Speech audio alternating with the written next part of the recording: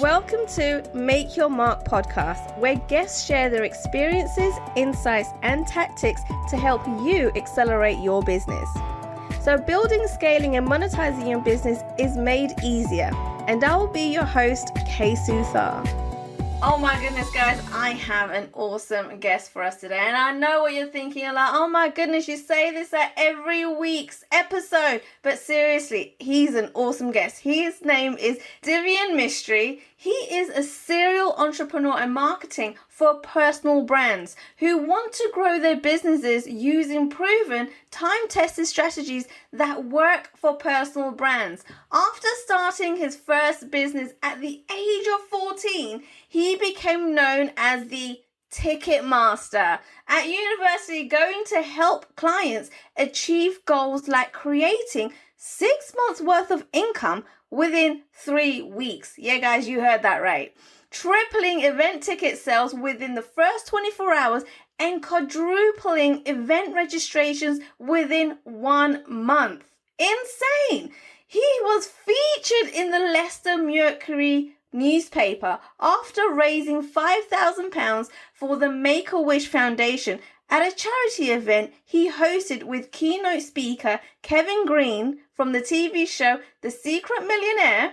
He was featured in 2 business books, The Naked Warrior, Release the Inner Warrior and Transform Your Life, as well as the Escape the Rat Race, and currently hosts a weekly marketing show where he throws out the bro marketing and welcomes in the flow marketing.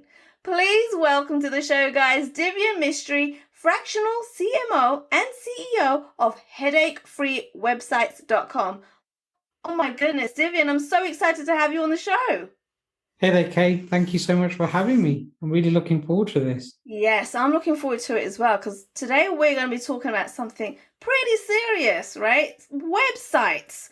And so I have a ton of questions for you today. But before we get into the nitty-gritty, I would love for you to tell our listeners a little bit about yourself and what you were doing before you even got into business. Wow, that's a good question, because I got into business when I was 14 years old. So I was like at school playing, that kind of stuff before business. But I started my business full time when I was 22, straight out of university. So before this business, I ran a property business where we invested in property and a particular strategy, and we trained people how to do that. And before that, there were several other businesses, but it started when I was 14, when I started. What did I do at 14? I can't even remember. My very first business was, I don't know if you remember, but the people used to get brochures through their front door where you could order home goods, right? But the company was called Betterware. So when I was 14, I was like, had a paper round, and I was like, this came through, and there's an opportunity. Said to my parents, can I do it? And they're like, yeah. And so we signed up, and then I went round the summer holiday and delivered them and collected them, and earned a lot more than I would in a paper round in that period of time. So that was fun. And also with this particular business with websites, I think I was 13 when I first coded using HTML, JavaScript, PHP, MySQL, and CSS, my very first website. And a fun little fact, me and my friends used to play this online text-based role-play game, where you're like a little person, you go and collect a sword and a shield, and you get like coins and stuff like that. Right. And you join a clan and you have battles. And we played this game, and then the person shut it down. It was called Dragon Swords Role-Play Game. The person who owned it shut it down. My friend managed to get the source code, and we started up again. I became the head coder for that. So I was coding all the brand new features at the age of 13, 14 years old. So That was fun. Oh my goodness. Right. Sounds like a roller coaster, Divian. Yeah, I mean, I'm pretty sure I probably got ADHD. I've never been tested. I'm pretty sure I have, because I just can't sit still.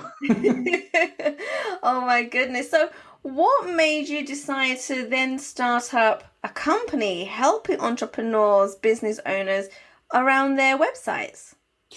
So one of the big things that I've found is people who are personal brands, speakers, coaches, experts, in whatever way you're an expert, the biggest thing they get stuck on is there's 2 things they get stuck on. One is their messaging. They make it too complicated and they don't speak clearly to one marketplace. And second is always the tech.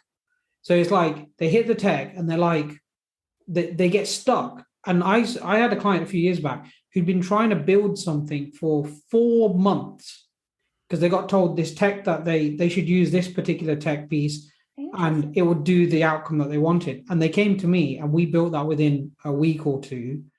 But the worst thing is the tech they got told to use didn't do what they wanted it to do.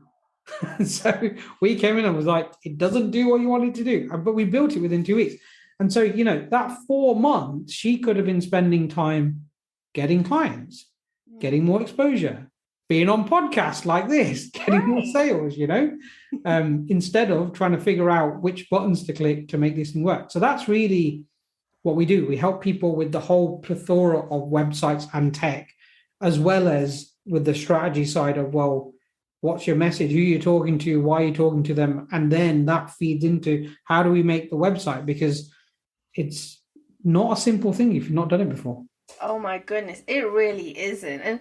And I say that because you know what? I'm not a tech person, right? I'm really not a tech person. And if I could give that to you to just handle it, oh my goodness, that would be a great big weight off my shoulders for sure. And the thing is, Divian, as coaches, consultants, business owners, speakers, right, we need to stick to our lane, right? And so learning how to create a website is not something that I want to learn how to do, right? I would rather you just do it for me. But oh my goodness, I've got so many questions here, Divian, for you. Firstly, right, people ask me this question all the time. They're like, well, if I'm starting a business, why do I need a website? Can I not just use social media to build my brand? What are your thoughts on that? Really good question. So the answer is you could just use social media to build your brand. The problem with that, it's like setting up it's almost like, and you've got to remember, the answer is depends. The answer to most of the questions you're about to ask me, I'm going to answer with it depends and then explain why. So it depends. If you're at the very start of your business, then working on a shoestring budget is the best thing to do. And if you know that you're confident in going out into social media and getting sales and building your business without a website, do it. One of the things a website does is give you a shop front. So imagine you went out into town right now to sell something, but you didn't have a stall, you didn't have a shop. Well, some people would turn up with their items, got a pen here, and be like just on the street, start talking to people, and they'll be able to sell it. And other people wouldn't, because they'd be like, well, who do I talk to? How do I talk? Where do I begin? I don't know. I'm one of them people. If you sent me out into the middle of town and just said, sell this, I'll be like, I don't know who to talk to. That's not my style. My style is when people start to raise their hand or come closer to my stall, then I'll go, oh, well, they're obviously interested because they walked up to my stall. And so now I'll start a conversation. And so it depends on your personality as well. So what a website really is your shop front or your stall. And so it helps the people, the footfall to go, oh, I'm interested. Let me walk into the store. And now you can start a conversation because they've got some level of interest, right? So for me, that's the difference. It's like just walking into town going, this is like social media. Social media is basically a big online party, right? Right. It's a social gathering. And nobody goes to social media to buy something, but people might go to social media and end up buying something, but they don't go there for that purpose. Yeah. But a website, you don't go to a website unless you're actually interested in what that person does. Oh. So you turn it from a passive person to someone has some level of engagement by having a website. And just to allude to your question part of your question at the start, I wouldn't necessarily invest loads of money into a website right at the start. Right. I would start with something very simple, very cheap, and that just says what you do. Simple, cheap, says what you do. Because right at the beginning, here's what happens for most coaches, speakers, and experts, is you will probably pivot 15, 20, 30, I don't know. I can't tell you how many times I've pivoted in my business, but loads, And so you'll probably pivot and you'll keep pivoting, you'll tweak and pivot and tweak. And eventually you'll get to a point where you hit something that works and then you'll do more of that. Or if you're like me, you'll go and do something new and then realize you should have just done more of that. And then you go back to it and do more of that. And you're like, oh, yeah, we should just stay here. So that's why I'd say start with something cheap and something that's easy to get set up. And you might do it yourself or you might hire somebody. But where we come in is where you've got a level of success and you want to take it to the next level. But you need to clarify your message, you need to clarify who you serve and how you serve them. And then you need to clarify the strategy. What are the products you're going to sell? What is, who are the people who are going to buy? How are you interacting with them? Which lead magnet are we going to use as the main thing? What's the main call to action? All these questions, we go through all that stuff before we even get to the point of actually building the website. So your level of investment should be relative to where you're at. And it is important to have it, unless you're somebody who's just happy to be on social. I just always do that. But I'm going to add just one more thing in to finish off the answer to this, because I know you got a million other questions. One thing that I'm very, you need to make sure your website is actually an asset in your business. You shouldn't just build a website because everybody says build a website. It should have a purpose to it. And it should have a call to action on it. And you should get people to move, do something, engage with you. But I think if you're going to grow a business that's a substantial business, you need a website because it's your shop, right? Right. There are a lot of people out there, and I've seen a lot of people touting about that, hey, you don't need a website, you don't need a funnel, you just need a PayPal link and a phone, and that's it, and Instagram, and you can build a substantial business. You will get to a certain point with that, and then you'll burn out. And because I've been behind the scenes of so many businesses, you will burn out because the only way to grow is a bigger team. And with a bigger team, you need systems and processes and assets in your business. So you're not doing all the work yourself. So a website is essential in that. And I would say, if you're contemplating between a website and a funnel, do a website because that has more longevity than a funnel. Okay. I like that, and I like the fact that the way you said it, like that is your online shop front of letting people in and giving them information, value, services, products, whatever it is.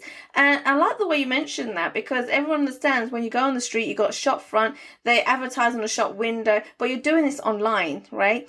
And oh my God, there's so many more technical things involved in it. And one of the things I would really like to go into a little bit later is how SEO works with websites, right? And I know that's really technical, so I want to keep that basic. But before we even get to that point, a lot of people say to me, well, can I not just build a website on Wix? It's easier. They have templates. You just put things all together.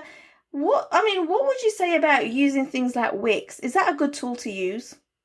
I don't like Wix. Well, do you know what? I don't like Wix either, but only because it has issues with SEO. And I know how important that is when it comes to a website. But why don't you like Wix? The thing is about softwares like Wix and Squarespace. By the way, if you're going to use one of them, I'd suggest Squarespace over Wix personally. Okay. But the problem with them softwares is at the beginning, they look awesome because they're like, oh, there's template, just throw it together, done really quick. But then what happens is down the line, you need to get more sophisticated and more clever about how you're doing marketing. So what that means is when you start out, for example, let's take Squarespace as an example, just because I know the platform a little bit better. Squarespace, they've got templates and stuff. You can build a load of stuff. You can only integrate Squarespace with their own email marketing platform or MailChimp. If you want to integrate it with any other email marketing platform, you have to have a software called Zapier sitting in between. So one, that's another cost, and two, it's more complicated to set up.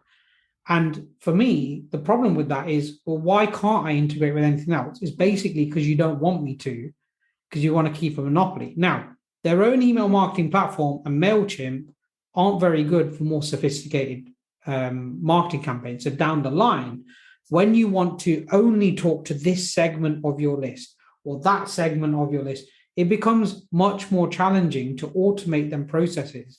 So right at the beginning, it can be okay. But I always think that you should set something up in the way that you intend to keep it going in the long term. Right. So personally, we mainly deal with WordPress websites. Yeah. And personally, I think it's the best platform for websites because it gives you ultimate flexibility and you can literally do anything you want on it if you know how. That's always the key, if you know how. Right. But if you are at the very start of your journey, it's okay to use another platform, but just realize it's probably not going to serve you. As soon as you start hitting like multi six figures, that Wix website is probably not going to serve you. You're going to have to recreate the thing on WordPress or another platform that does a lot more than what Wix or Squarespace does. And it's going to cost you to transfer it over to a new platform. Right. And the new platform is going to be more expensive to maintain, but it's going to give you more of what you need to grow your business. Because at each stage, you need something different. If you're starting out, you need something different to when you get to multi six figures. And then when you get to multi seven figures, you need something different. Then, from the low multi seven figures to the high multi seven, you need something different, right? At each stage, it changes what you need and how you operate. So it's important you realize that if you do go with them.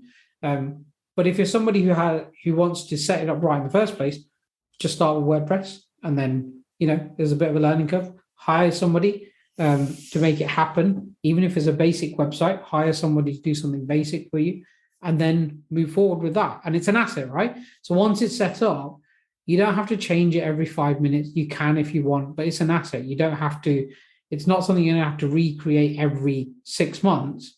Mm-hmm. It's probably something you're going to recreate every few years, to be perfectly honest. That's the pattern I've seen. I recreate my website every few years. And growing clients always seem to change their website every 3 to 5 years because the business evolves so much in that time. So can't even remember the question, but hopefully I answered it. Yes. So what you're really saying is to keep in mind what your end goal is, right? With that kept in mind, then what kind of system you want to start off with because you're looking for the long term. And so if you're going to go with Wix or Squarespace, and you're okay for later on spending money to transfer it over to a better sophisticated system, then great. But if you want to save yourself some money and time and actually just start with what needs to work in the long term, then start with WordPress. Yeah, but that also depends on how serious you are about your business, right? And your level of experience. So like, if you're somebody who's just coming into your business in whatever type of business it is, and you're just testing some stuff out, and it may end up in a business and it may not, go for the Wix website because you don't have a clue what's going to happen. Right. But if you're someone who's coming in going, right, I am going to be a coach, hands down, I'm going to be a coach, going to figure it out, don't care how long it takes me, then go for the WordPress because that's going to set you up better for the long term. Because you're going to do it, right? You're going to build this business. So it depends on, like, you've got to assess where you're at in terms of that. That's why, when you see new restaurants as a show, I think on Netflix that I was watching the other day, I can't remember the name of it, but they basically invest in new restaurant ideas. And they take these restaurant ideas and they create pop-up shops up in Manchester. And they run it for a day or two so the investors can see how they run it and the taste of food, etc. And so that's a great way of testing, right? A pop-up shop because it doesn't cost a lot. And so you got to think of it like that. If you're somebody who's just testing something, you don't really know where it's going, create a pop-up shop online, create a website that's temporary, that's cheap to begin with.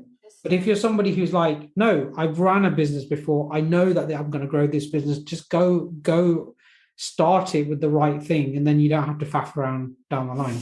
I like that.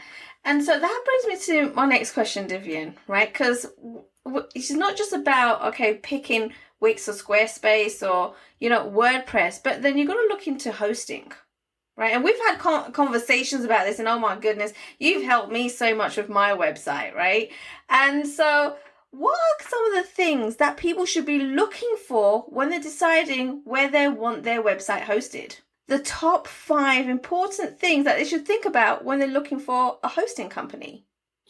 I'm glad you said top 5 because there's probably at least 15 things I can reel off the top of my head. Right. So there's 2 main types of hosting that you can have. One is called shared hosting and one is called a server.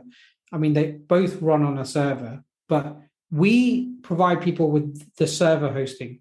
So, and that means it's much better performance. It means it's less prone to security issues. It means it's faster. It means all of the best stuff. But obviously that comes at a cost. If you're at the earlier stage, you want something called shared hosting. And so basically, in short, the way hosting works is it's like having a laptop, and you have your website on this laptop or this computer. And then there are things called data centers where they have computer after computer after computer. They literally have thousands in like a building. It's insane when you see it. It's like, what is this? It's like something from outer space or something. And the way shared hosting works is, imagine you've got thousands of computers and you buy a little slither of one of them computers. Now, the good thing about that is you can keep your costs low. The challenging thing about that is it will your website won't be as fast. Loads of other websites will be on that same server, like loads, thousands probably, just on the one server, the one computer that you're on will be thousands of other websites. And as a result, you're prone to security risks where them other websites that are on that same server could have viruses and stuff. And therefore, your website could end up having them viruses. But if you do go for shared, there are some good companies out there. What I'd look for is make sure you get enough disk space for your website. So a typical website might be somewhere between 1 and 4 gig. The biggest one we probably dealt with is somewhere like 8 or 10 gigabytes in size. So make sure you got enough space, disk space. And most of the servers now, but check this, have solid state drives and not old school hard drives. The solid state drives are way faster than the old school hard drives. And so you want to make sure they've got SSD, they're called SSD drives for their servers. The second thing I'd say you definitely want is something called a content delivery network. And a content delivery network is basically like, imagine your website sits on my computer. Now, if somebody from Australia wants to access your website and it only sits on my computer, their connection has to come from all the way from Australia to my laptop to get the information, and then it needs to go all the way back through the internet line to their end, and it loads. Now, that's relatively quick on some servers, but wouldn't it be better if we can shorten that distance so it loads quicker? So the way a content delivery network works is the main website's on my laptop, and then what happens is it clones it in lots of different places across the globe. So like the content delivery network we use has over 290 locations across the globe. And so it clones it in 290 different places, and it constantly clones it. So you make a change, it will re-clone it. You make another change, it will re-clone it. So you've always got the latest version all the way across the world. Wow. And so what that means is then if somebody's on Australia wants to access your website, they will access it from the local version on the local server instead of from your laptop, which is probably a distance like this short versus my arms can't go wide enough, right? That massive, and it speeds it up. So I'd say that. The third thing I look for is support, because if your website goes down, you want to make sure you've got support there. My goodness, yes, definitely. I've experienced it myself. You know about this. Yes. You need the support from your hosting when something goes wrong, because it's inevitable when it comes to websites, right? Yep. And so that to me is my number one goal, right? Making sure that the support is there. So yeah, please go ahead. The support, and then in addition to that, you've got to make sure that you've got enough capacity. There's several different capacity metrics you need to look at. If you've got a small website, you're probably going to be fine. But bigger websites, there's things called bandwidth, there's things called nodes, and these are all additional criteria of how big your website is. So it's not literally just the size of the documents. There's other factors you've got to consider as well. And then, do you want email? Do you want your emails with your hosting? Do you host your emails somewhere else? You've got to think about that, right? Often the companies that host websites, the email part of what they do isn't great. Like it's all right, but it's not the best. And usually using something external is better. Like Google Workspace is awesome for email hosting. We use Rackspace through our hosting. We use Rackspace for hosting. And then, are they do they have security features as well? That's a big one. Because if they don't have security features, what happens, as you know, is you get viruses, and then it's a big problem and it costs you a load of money, time, effort, and energy. Yes. When you could have avoided that. So I always say prevention is better than cure. Yep. So what we do when we host people on our server, so the difference between the shared hosting and the server is shared, there's loads of websites there. You have no control over which websites are with yours. We have a server ourselves. So we control how many websites we put on there and whose websites. We have our own scanning of websites constantly going on. Every day we scan the websites for viruses. We have a content delivery network that has 290 locations across the globe, so super fast loading times. And we make sure that the resources being used aren't overused by any particular website. Right. So if there's if you're on a shared hosting and one of the websites on that hosting is got tons of traffic all of a sudden, that's a problem for your website because it will slow your website down. We just make sure that we balance that out, so we don't have too many websites on an individual server. So if one of them gets a spike, it's not going to affect your website. And then we've got additional security, like things like firewalls, and we monitor stuff, and we update all your plugins, and we make sure all the ways in which hackers can normally get in are closed off, and we make sure that's the case as soon as you get onto our hosting. Obviously, that comes at a premium. So we don't charge $1 or $2 a month. We charge much more. And if you are going to go with shared hosting, don't go with the $1 or $2 a month, because it's going to be slow, it's going to be rubbish, it's going to be full of bugs. You're probably going to want to spend $10 to $20 a month for the shared hosting to get something reasonable. And then we're much more expensive than that. But if someone wants a conversation, they can have a conversation with us. Definitely. And do you know what I do? You got to have a conversation with Divian, guys, right? Because I had issues with my website. I got to be honest, right? Where there was malware, there was viruses, and then I didn't get the support from the hosting, unfortunately. And so this issue went on for about a month, of me going back and forth, and the amount of time and energy and the money, right, that you lose from putting all this much energy into trying to fix something is just not worth it. And so this is the reason why I'm working with Divian with my website, because I don't ever want that to happen again, because it is a headache and you don't want that for your business, because you want to keep moving forward. So thanks for all that information, Divian. Now, before you go, I did mention I want to talk about SEO, right? Why is SEO so important? And for the people that don't understand SEO on website, can you please explain why people want to make sure that their website is created in a way that ranks them on SEO? Great.